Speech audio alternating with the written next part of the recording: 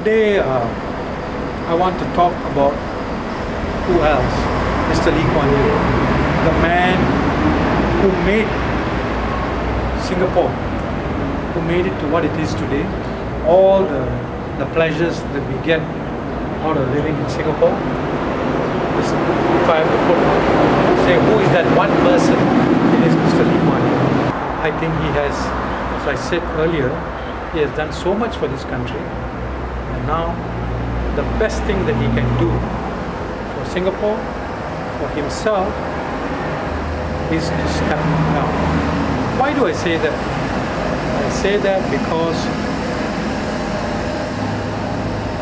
his role in the government, he has been in this. He has been from Prime Minister to Senior Minister to Minister Mentor. He has played this role of being one of the top leaders, political leaders of Singapore for nearly 51 years. And that must be a record by itself. And the more he stays on, the more people will look up to him. And even he can say that, oh, I'm no more involved in the matters of state. I only give advice, But I think we all know the kind of sheer intellectual weight and the political power and all the experiences that he brings to the table are something that cannot be ignored. So whatever he says, people will take it with a lot of credibility, and many of them might even think that this is actually the rule of the law, the rule of the land.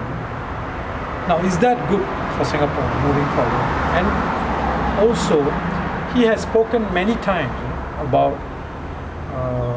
his fear that Singapore can just go down. Singapore is such a in a way, it's a freak of a nation. This country should never have succeeded, especially after we were kicked out of Malaysia in 1965, and he has made it what it is today. It is not good for this country. It is not good for his government, and I think it is not good for his son that he remains in cabinet. It is best for him to step aside and to see. Then he can see at a slightly, at a certain distance, without being so involved in cabinet. What are the issues that we are facing, and also the mistakes that are being made? It is better to see the mistakes that are being made while he is still around than when he's not around. At least he can try and fix those, or tell people to fix those problems. Now, the big question is, what should he do then? I mean, because he's still very livid. He's still very lucid. He still seems to have some energy, and he has got so much of experience following him. That part of it should not be wasted, should be tapped. And my suggestion is that Lee Kuan Yew should look at how he can tutor the young people, the people in universities, the bright students, the students with the potential to become leaders tomorrow. He should have he should organize what I call the Lee Kuan Yew tutorials. Talk about his own experiences. It is like history that you can bring alive, which is what he can do, because he has seen from 1959 the fighting of the communists, the fighting of the British, the kind of society we were, and you can read all that in the books, but when a person actually sits down and talks about it, and when the students can question him, I think that gives a totally different dimension. So it's not just about history, It's also about the survival of a young nation, the survival of a small nation. How did Singapore do it? He's got the breadth of experience, not just in Singapore, but outside Singapore. He has met so many leaders that have not succeeded, some have failed. All this he can bring to bear with these tutorials. And he can do it in our universities. He can either do it in the different universities where the different students are picked, whether it's in the SMU or NUS or NTU. And I think this would be a great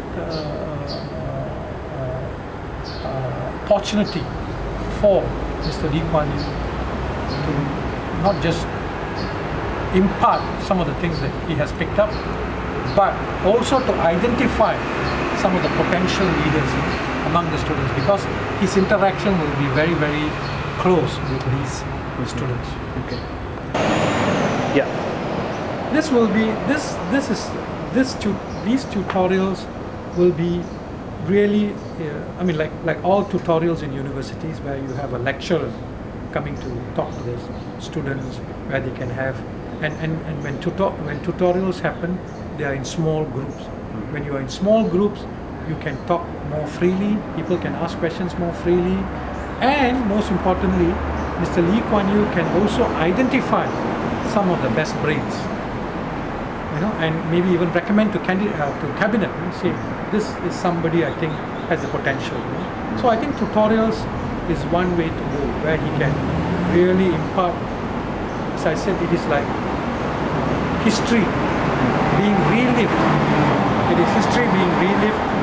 It's like, in a way, if you want to call it, it's like watching a movie, where this grand old statesman comes down, sits down with you, be part of you, to talk to you, which cannot be achieved by just being in the cabinet. So basically, I mean, he calls himself Minister Mentor, and he's mentoring the existing politicians. So instead of mentoring the existing ones, you say that you go out and find out the new ones and coach them. That is the future, isn't it? Yeah. 20 years from now, Mr. Lee Kuan Yew will not be around. So doesn't he want to leave behind a legacy, which will come from this crop of students, which can come from this crop of students? Yeah. And don't you think that he's already doing a little bit of that with Rahul Gandhi of India? Yeah. That's what we have been told, that Rahul Gandhi comes to Singapore on a regular basis to sit down with him and kind of it's like an osmosis. You take in all the things that this great man is saying, suggesting. Not that you want to use everything, but you are going to get a kind of an experience, a life experience, which I think you can never get. And as I said earlier, it is not just about Singapore. Lee Kuan Yew's experience is actually, his stage is the world. He knows people like Kissinger, when Kissinger was around, was in administration, American administration, or Nixon, for example, President Nixon. He has seen so many leaders come and go. He has had contact with nearly all of them, not just from the West, but even in Africa, in the region, Japan, China, you name it, he must have met them. Now, isn't this all worth communicating, getting across to younger people, the different styles, and especially when you are in a private room, you can have a lot of honesty and candor and discuss things very, very openly. His role outside Singapore is to communicate to the world what Singapore is all about. I mean, Singapore, take a case of India or China. It can never be run the way Singapore is being run. We are all very, very different society. Singapore is much more organized. Singapore is much smaller. But take India and China. They are very different countries. So the kind of suggestions you have for China may not be necessarily be able to be implemented there. Because it's a vast country. I mean, just talk about size.